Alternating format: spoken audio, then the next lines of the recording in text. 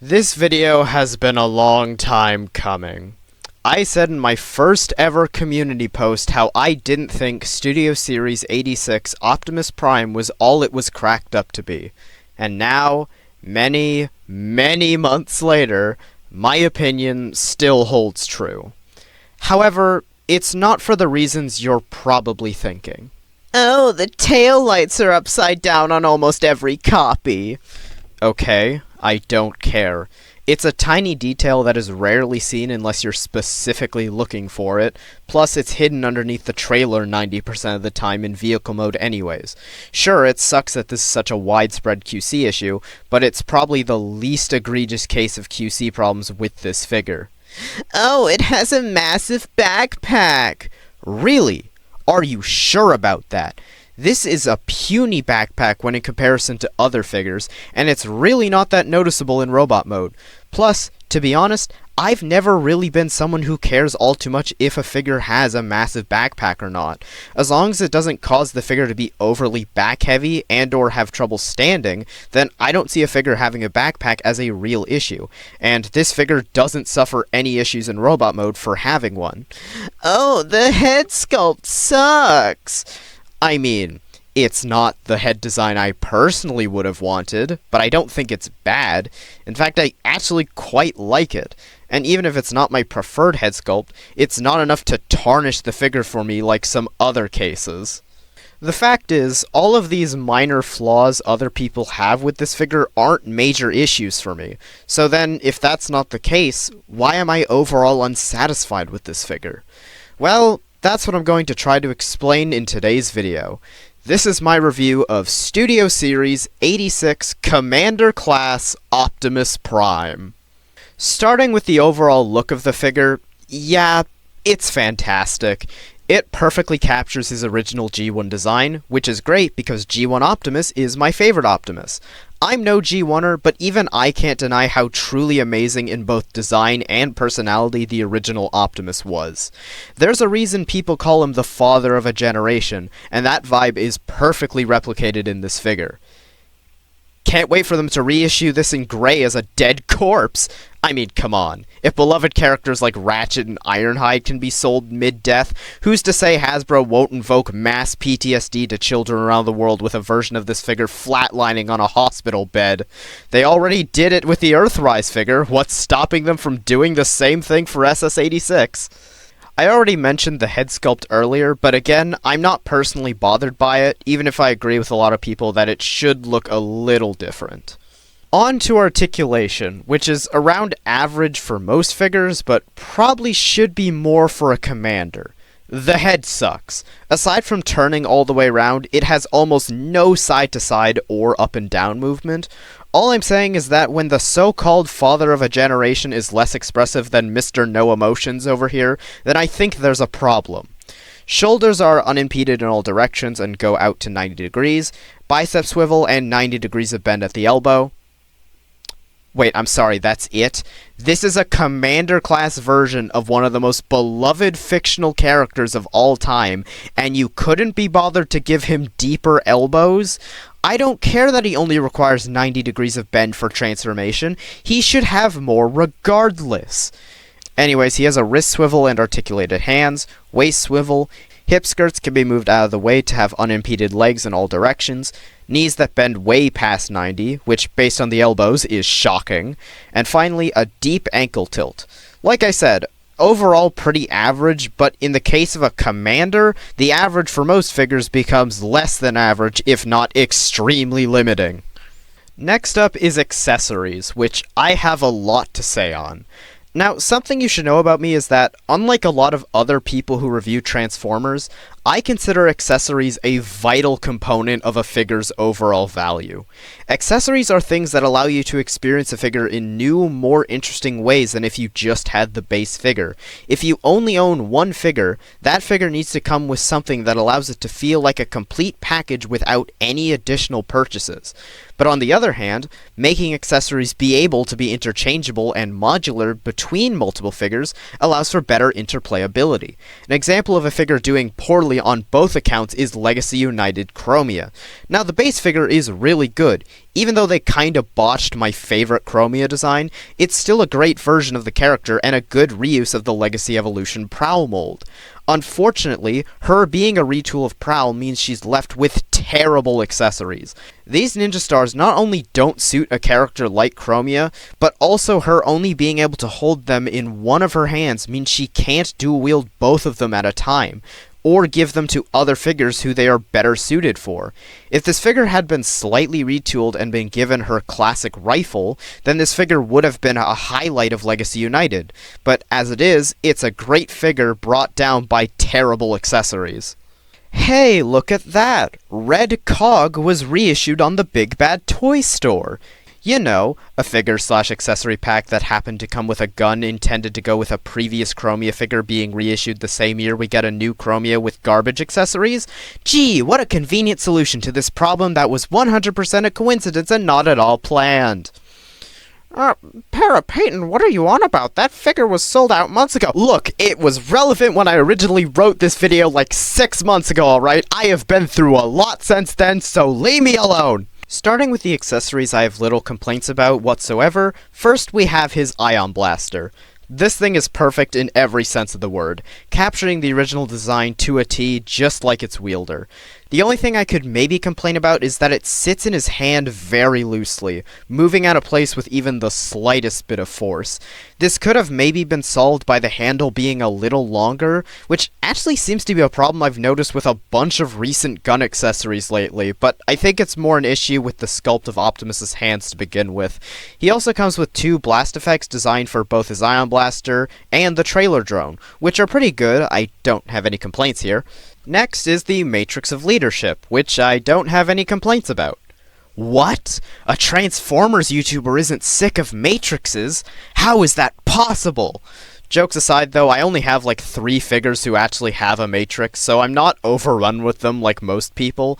Give it a few more years of collecting and maybe I will share the sentiments of everyone else, but as for now, I still see them as a nice addition. Then we have Roller, who is perfect in every way and I love him. Also, it's funny how Optimus's pet Rover holds onto his gun better than he does. Actually, one thing I could complain about is that I wish he had blast effect pegs on the back so you could make him look like he has little rocket boosters, something that was possible for the core class outing of Roller. Speaking of, I'm going to be making a lot of comparisons to the Pulse exclusive Core Class Optimus Prime and Bumblebee 2-pack for the next few accessories, as that set comes with everything the 86 figure does minus the blast effects. Side note, am I the only person who doesn't hate Core Class Bumblebee? People always complain about the ball-jointed arms popping off during transformation, but that's only happened to me maybe 3 times over the year and a half I've had this thing. Maybe I just got the best QC ever on my copy, but I don't see it as that bad of a figure. Anyways, back to 86 Optimus. Next up are the accessories that are good, but in comparison to other figures, I think could have been better. Starting with the trailer. It's pretty good. Let me just say right off the bat that as a trailer for the vehicle mode and as a storage container for all of the accessories, it's great. And unlike the Core Class trailer, it's actually able to fit more figures inside than just Bumblebee. But there are some things I think could have been added that would have truly elevated this thing. But I'll talk about that when I get to the next accessory. But hey, it can be converted into the mobile repair bay like the original, meaning it's automatically perfect, right?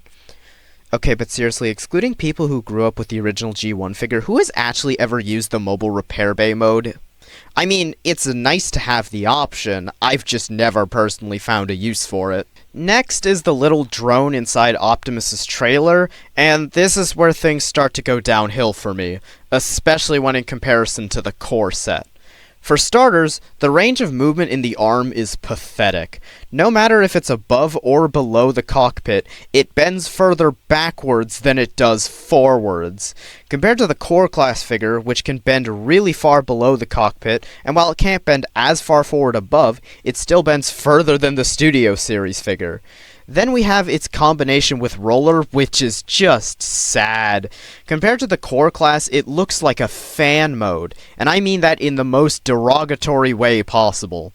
Unlike the core class, you can't remove the cockpit from the rest of the drone assembly, meaning you're stuck with this giant block of scaffolding in between the drone and roller, which looks so incohesive. It also has an opening cockpit. Okay, but why though? Roller was specifically designed with his seats to be big enough for headmasters, but the drone cockpit for some reason wasn't given the same treatment. I personally would have rather not have this even be an option if it meant more of the budget went into fixing some of this set's other issues. Finally, there just aren't a lot of options for what you can do with the drone to begin with. You can have it inside the trailer, you can have it mounted awkwardly on top of Roller, and that's it.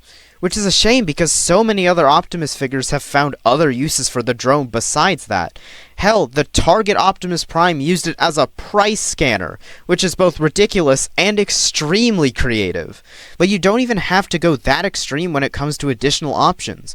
Going back to the core class set, the drone and trailer were specifically designed to have multiple configurations. Do you want to have the drone clear the path for Optimus in truck mode? You can do that. Do you want it to act like the autoguns from Beast Wars, shooting down mid-air Decepticons atop the trailer? You can do that. Just these handful of options make the figure so much more interesting to play with and display, and I don't see why this is available for the core class, but not the Commander. And I already know what some of you are probably commenting right now. Oh, but Peyton, this is an item made for adult collectors, and as such it doesn't need to have those additional play options. To which I say, oh, so now you people think Generations is considered a collector's line, 'cause you had a completely different opinion when it came to Walmart Thundertron. Oh my god, who the hell cares? Oh, the reason Thundertron has the inaccurate additions of an eye patch and hook is because it's a kid's toy, and kids can only comprehend a character being a pirate if they have the stereotypical eye patch and hook. Never mind the fact Pirates of the Caribbean is super popular despite having a main character with neither of those attributes.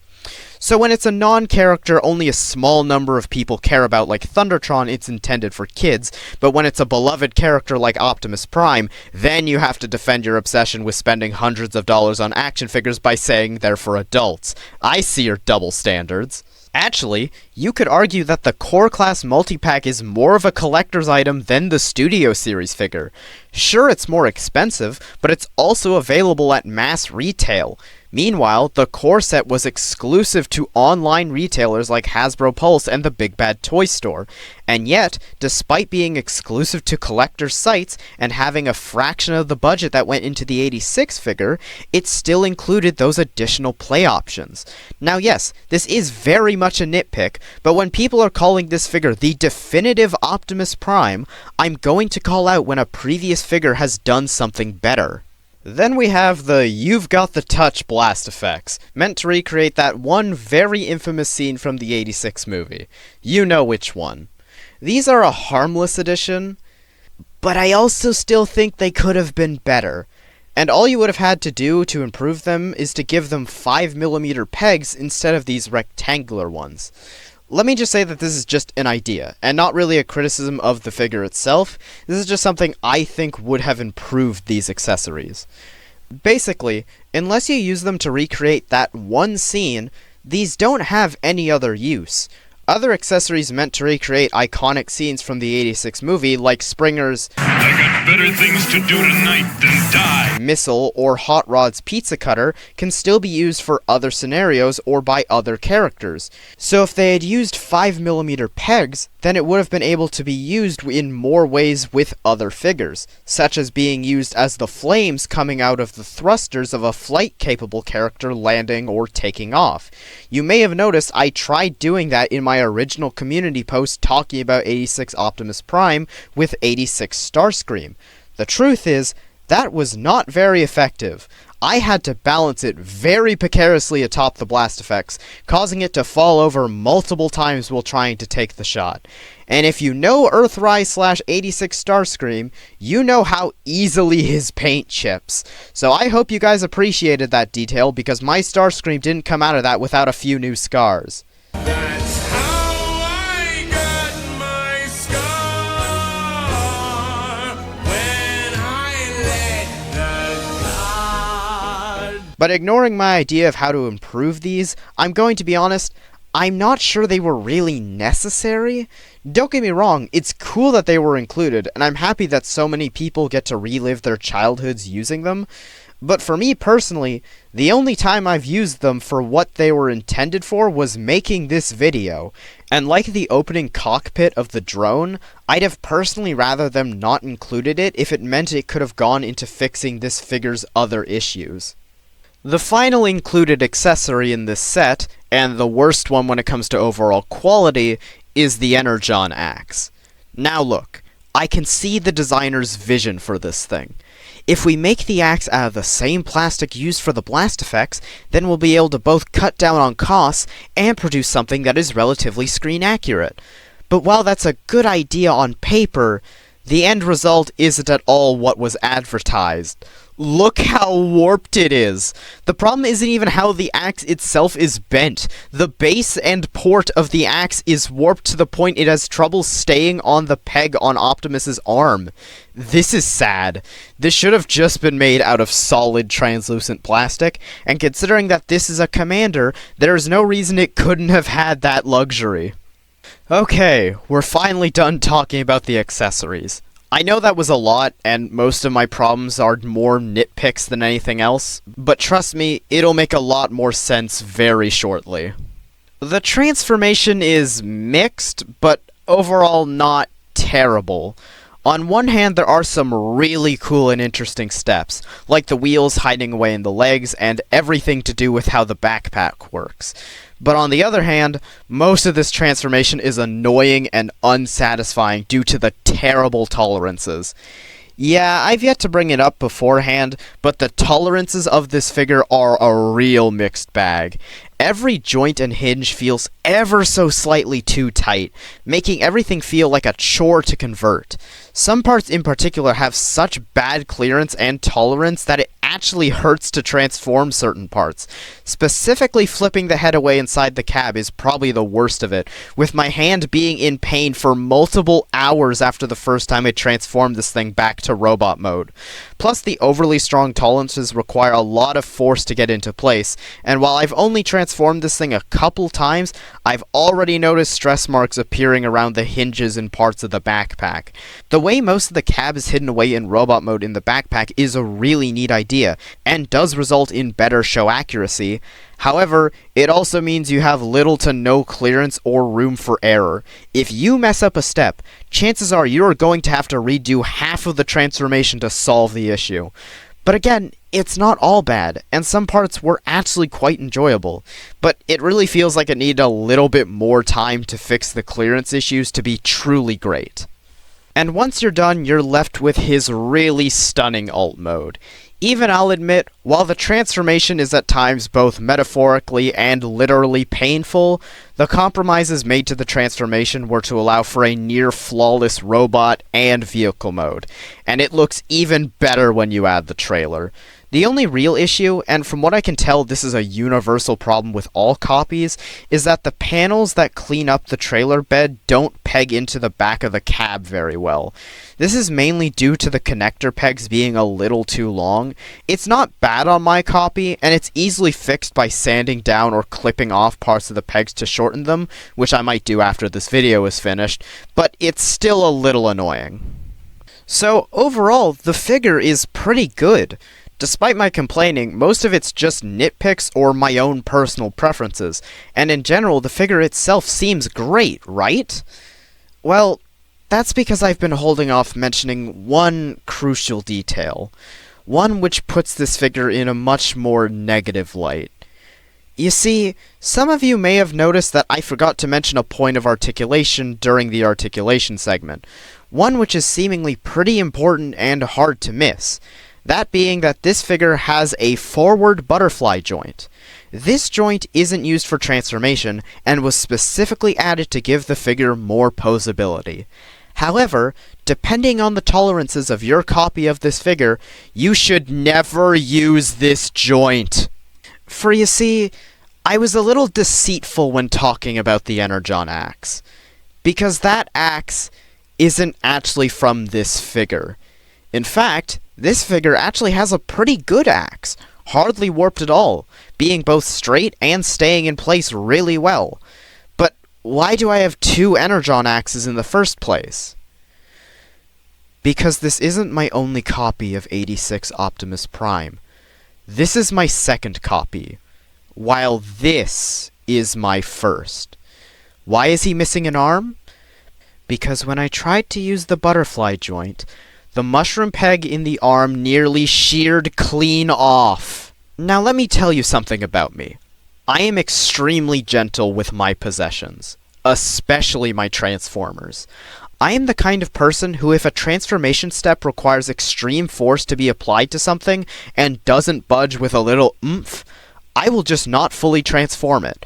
I have never fully transformed Studio Series Blackout because one step required so much force that I was certain I would break the figure. So I stopped, returned it to robot mode, and I haven't tried transforming it since. Furthermore, I have never had any form of breakages on any other of my figures since I started collecting. Until now. It took almost no force at all to almost snap the mushroom peg clean off. All because the tolerances of the butterfly joint were way too tight on my original copy. This is unacceptable.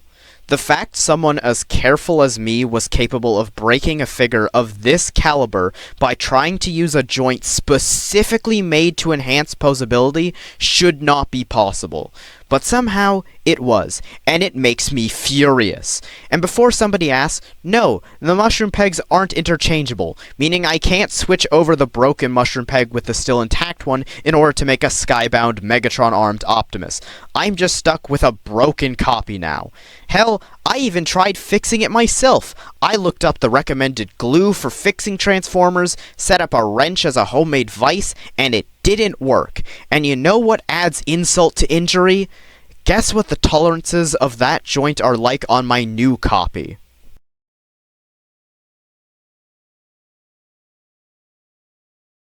That's right, they're as smooth as fricking butter. That's great, you know. I really felt like spending 300 Canadian dollars on something that was barely worth 150. So you know what? I'm allowed to be nitpicky. I'm allowed to say when this figure isn't the best, because I have probably been scorned by this thing worse than anyone else. In the end, this is the last straw. This was what made me realize what this figure truly was. I've been looking over every issue this figure has had across both of my copies. The terrible tolerances across the entire figure, some of which worse in some places than others. The near universal factory misassemblies and sculpt issues. Most of the accessories being half-baked and or downright unfinished. Random additions that didn't have any use other than to use up the budget. It all leads me to two conclusions. Either Hasbro's quality control has gotten so bad that they don't even realize when a figure is at the point of breaking anymore, or it was a rushed out release. 2024 was the 40th anniversary of the franchise, and I suspect that Hasbro wanted people to know that. They wanted to release the definitive Optimus Prime as a part of the illustrious Studio Series toy line before the year's end. And because of this, certain things were overlooked. The designers weren't given the time to fix any minor flaws. Quality control was thrown out the window in order to not waste time that could be used producing more copies. And what it resulted in is a bunch of figures of various qualities. But no one cares about the minor flaws because, hey, it's G1 Optimus Prime. You can't go wrong with him, right? And it sucks because it's so close to perfection. If it just had a little bit more time in the designing phase, it could have been perfect. It could have been the true, definitive G1 Optimus Prime. But instead, it was rushed out, and now is stuck with a myriad of flaws. Which sucks too, because it wasn't like there was a shortage of G1 Primes released that year. I mean, they even reissued the Power of the Primes figure, for Christ's sake. They easily could have waited until 2025 to release this thing, giving the designers the chance to fix its problems.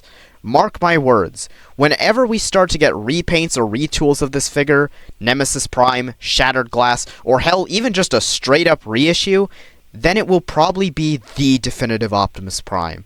But with this particular release, I'm not so sure. 86 Optimus Prime is an enigma. Depending on your copy, it is either one of the best Generations figures to come out in 2024, or it's a complete failure, a dumpster fire of a figure that will never go out. So in the end, taking the average rating of both copies into account, this figure is on average a 4 out of 10. But okay, I know what some of you are probably wondering. When only taking into account the non-broken copy, is it in the running for being in the top 5 best figures of 2024? And to that I say yes. Yes it is. At third place. Yeah, even if only taking into account my good copy, I still have just gotten more enjoyment out of Comic Shockwave, 86 Blaster, and 86 Eject. It's also a really close third place, probably tied with Filch. The fact is, even though I now have a good copy of this figure, I'm still haunted by the previous one, and I don't think that feeling will ever go away for me. In the end, I can't recommend this figure, at least not the current version. You might have the chance to get the greatest Optimus Prime figure to date, but you also have the chance of being immensely disappointed. In my opinion, if you don't already have this figure, hold out until it gets reissued, because chances are said reissue will fix all of this thing's problems. And it will be reissued, I guarantee. You know how Hasbro operates by now. They will never be satisfied with only one use of a mold, especially when it comes to a big-name character like Optimus Prime. This message probably would have meant something if I released this video like 6 months ago when it was supposed to, but things happen, alright? As for the broken copy, I'm not exactly sure what to do with it. At the moment, I'm considering transforming it into truck mode and keeping it that way, as it's all that thing's really good for now. Or maybe I'll just keep him tucked away in my drawer, eternally imprisoned for the sins of its creators. So that was my long overdue review of Studio Series 86 Optimus Prime. Do you guys think he's the greatest Optimus of all time, or do you have your own horror stories that rival my own with this thing? Let me know down in the comments. I hope you all enjoyed, and before I go, I have one more thing to say. Skylynx is still the undefeated best commander. Skylynx fans unite! Save your ammunition, Autobots! Superior forces are taking over! Well, well, Commander Modesty's here!